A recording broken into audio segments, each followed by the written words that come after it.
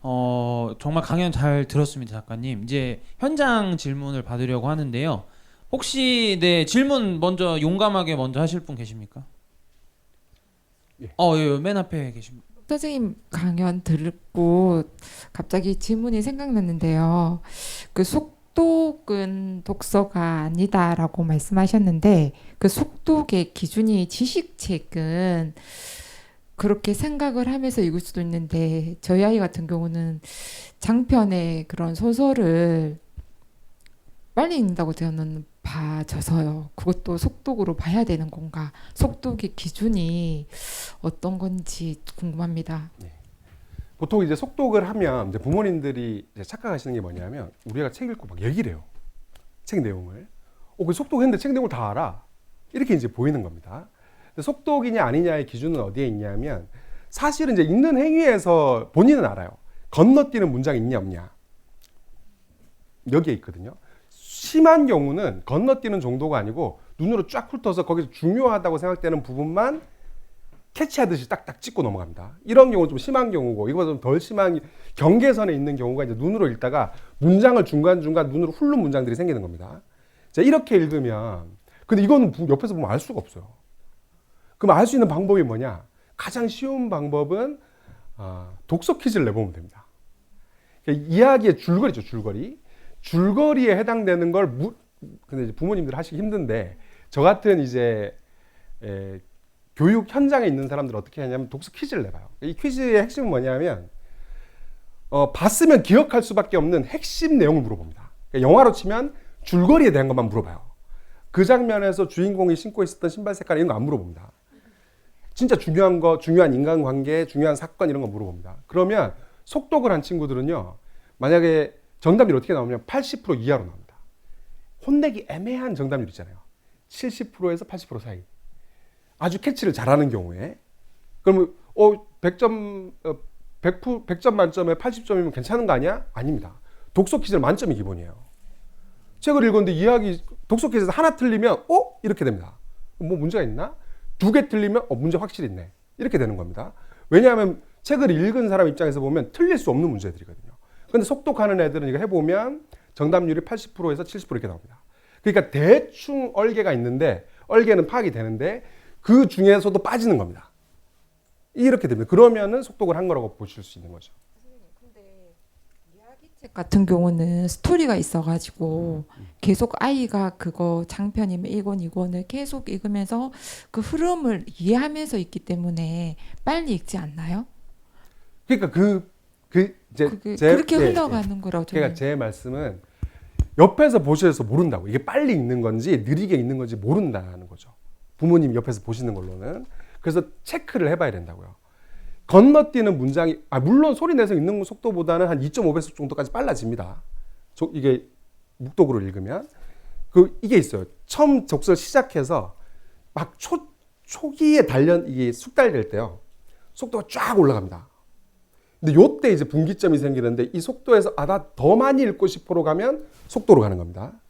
요까지 올라왔는데 더 재밌게 이렇게 재미의 강도가 세게 읽고 싶어 하면 어떻게 되냐면 속도 느려져요. 더 빨라지면은 이제 경공법의 세계로 갑니다. 이 뒤에 가면은 한 2, 3년 지나고 나서 처음에는 분명히 독서가 효용감도 있고 재밌었는데 이상해져 이렇게 가는 거고 도로 늘어지면 이게 책을 장악하고 파악할 능력이 향상되게 됩니다. 이게 성인의 경우에 그런데 아이들 같은 경우도 부모님이 보시기엔 굉장히 빨라 보일 수 있어요. 근데 실제로 아이들 책은 글씨도 크고 성인 도서부터 이렇기 때문에 페이지 넘기는 것만 봐서 이 정도로 넘기지 않는 이상은 페이지를 넘기는 걸로만 봐서는 부모님이 감을 잘 못 잡습니다. 속도인 것 같은데 이렇게 오해하시는 경우도 되게 많아요. 그래서 체크를 해보시라는 거죠. 정 걱정이 되신다면. 예. 네, 다음 분 현장 질문 또 받겠습니다. 네, 앞에. 중학교 2학년이고 애겼을 때부터 책을 좀 많이 읽은 편이라 초등학교 3학년 때 해리포터를 봤어요. 네. 네, 지금도 해리포터를 보거든요.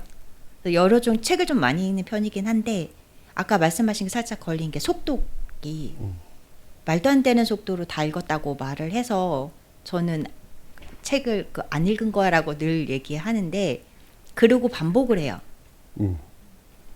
있는 그 수없이 반복을 하는 편인데 저는 그게 조금 그렇게 읽으면 안 되지 않나 그래서 좀 잔소리를 좀 하는 편이거든요. 그러면 이런 거는 어떻게 좀 이야기를 해줘야 되는지.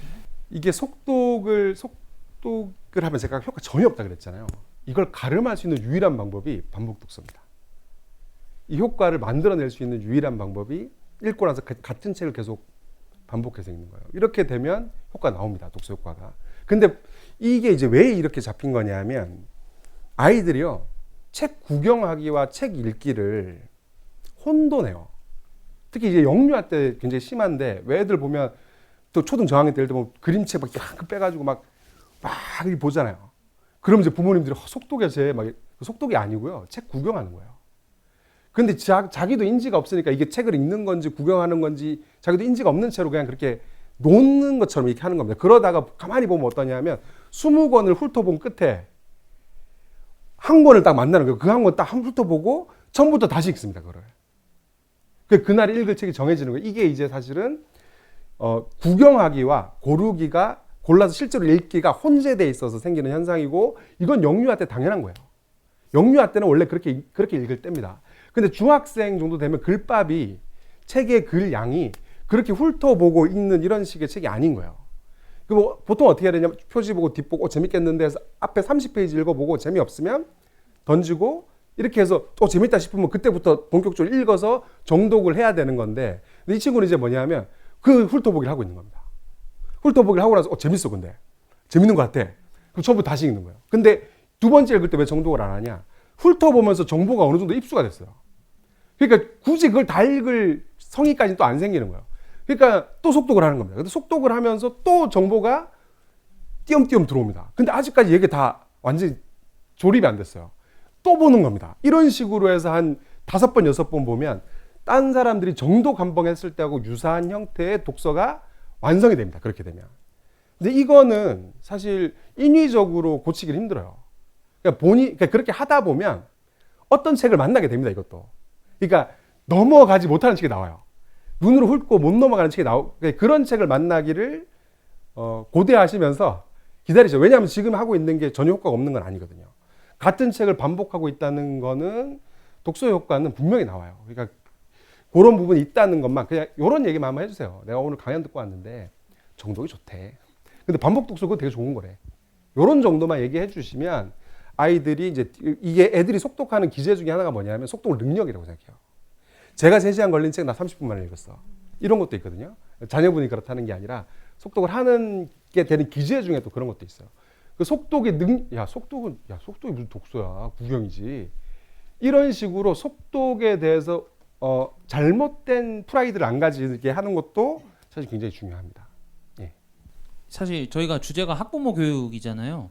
근데 저도 학부모 교육을 학교에서 이제 했을 때도 학부모 교육이 항상 실패하는 이유는 학부모님들이 본인은 하기 싫으면서 아이들한테만 이제 강요를 해서 벌어지는데 그 고민이 담긴 질문입니다. 학부모의 독서 결심이 실패하는 이유는 뭘까요? 이것도 굉장히 명확합니다. 성인 독서를 처음 시작할 때 실패를 할 수밖에 없습니다. 이게 왜 그러냐면 문해력 관점에서 보면요. 한국 성인의 평균 문해력은 초등 5, 6으로 봐야 되거든요.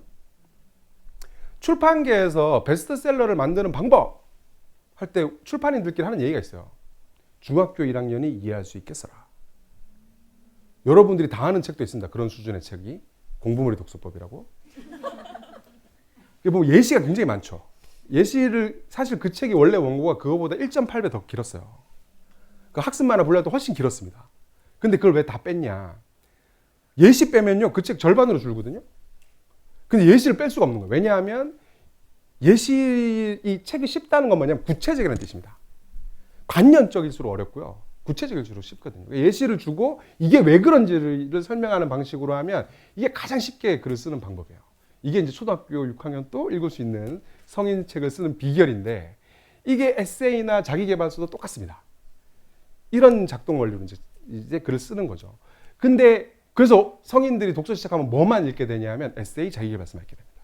왜냐하면 이게 초등 5, 6학년의 문해력을 읽을 수 있는 유일한 책이거든요. 근데 문제는 뭐냐면 에세이하고 자기계발서는 읽어도 문해력이 잘 안 올라옵니다.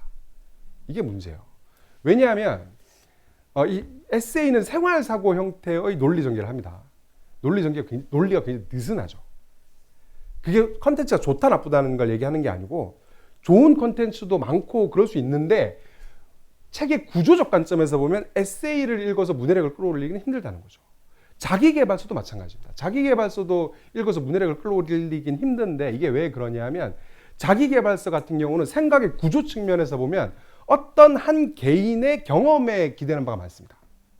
그래서 이 생각의 구조 자체가 좀 불안정한 경우가 굉장히 많아요. 그러면 가장 좋은 건 뭐냐면 청소년 소설을 읽으시면 됩니다.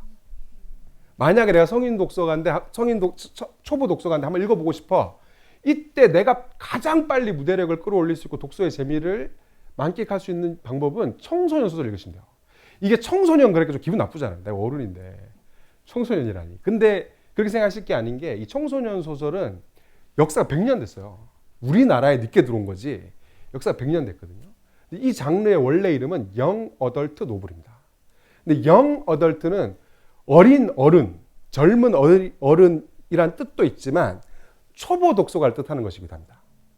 이게 왜 이런 책이 좋냐 하면 만약에 내가 독서 시작했는데 한강 작가의 책이나 코스모스나 고전 명작이나 이런 걸로 시작하잖아요. 내 사고로 이게 감당이 안 됩니다. 왜냐하면 문학 작품이라 하더라도 문학 작품은요. 제가 아까 어린 왕자 예를 들었지만 레이어가 밑에 깔려 있어요. 이게 겉 이야기가 있고 속 이야기가 있고 이렇잖아요. 어린 아이들을 연령이 낮은 독자를 대상으로 하는 책일수록 이 겉 레이어와 속 레이어가 일체형으로 붙어 있어요. 예를 들어서 토끼와 거북이. 토끼가 뭘 상징하고 거북이가 뭘 상징하는지 몰라도 직관적으로 이게 뭔 소리인지 알겠잖아요. 이렇게 돼 있어요. 그래서 청소년 소설까지도 그렇습니다. 점점 레이어가 깊어지긴 하지만 청소년 소설까지도 그런데 성인으로 넘어가는 순간 장르 소설 말고는 이 레이어의 격차가 쫙 벌어져요. 그래서 겉이야기만 읽으면 속이 파악이 안 되는 희한한 일이 벌어집니다. 그래서 청소년 소설을 읽잖아요. 그러면 제가 독서 모임을 하고 있지만 저희 독서 모임에도 청소년 소설을 따로 해요. 근데 저희는 청소년 못 들어오거든요. 성인만 들어와요. 근데 왜 청소년 소설을 하냐?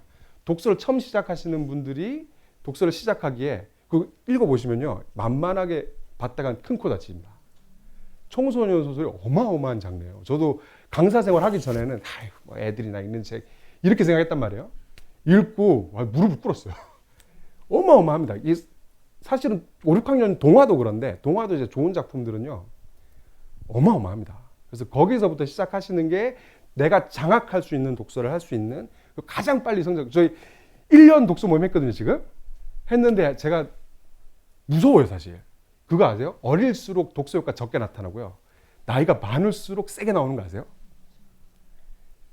나이가 많을수록 이게 설명드리고 싶지만 시간이 제한된 관계로 이게 다 이유가 있어요. 근데 실제로 해봐도 성인 저희 이제 1년 했는데 이제 이분들이 질문을 던지는 게 사실 달라요. 어마어마합니다. 그러니까 사실 독서는요. 성장 보폭이 굉장히 크거든요. 한 권 한 권 읽을 때마다 크게 나오는데 성인들이 책을 딱 각 잡고 읽잖아요. 그러면 어마어마합니다. 아무리 길게 잡아도 6개월만 주 5시간 정도 읽잖아요. 그러면 도서관에서 못 읽을 책이 없어져요. 못 읽을 책이 없어집니다. 예. 네, 정말 현장 질의응답까지 정말 잘 해주셨는데요. 현장님은 딱 마지막 한 분만 더 받겠습니다. 혹시 계십니까? 네, 맨 앞에 계십니다. 네, 책을 잘 읽기는 하는데 읽다가 호기심에 자꾸 끝에 결말을 먼저 본다고 하더라고요. 그래서 몇 학년이죠? 초등학교 5학년이요. 이런 경우 많아요. 특히 이게 한 초3, 초4 이때 특히 많은데 어떤 애들은요 끝을 먼저 보고 있는 애들도 있어요. 근데 이게 이제 왜 그러냐면 애들이요 그 불안감이 있습니다. 왜냐하면 이야기라는 건 주인공한테 뭔 일이 생기잖아요. 얘가 죽어버리거나 얘 잘못될까봐 걱정되는 거예요.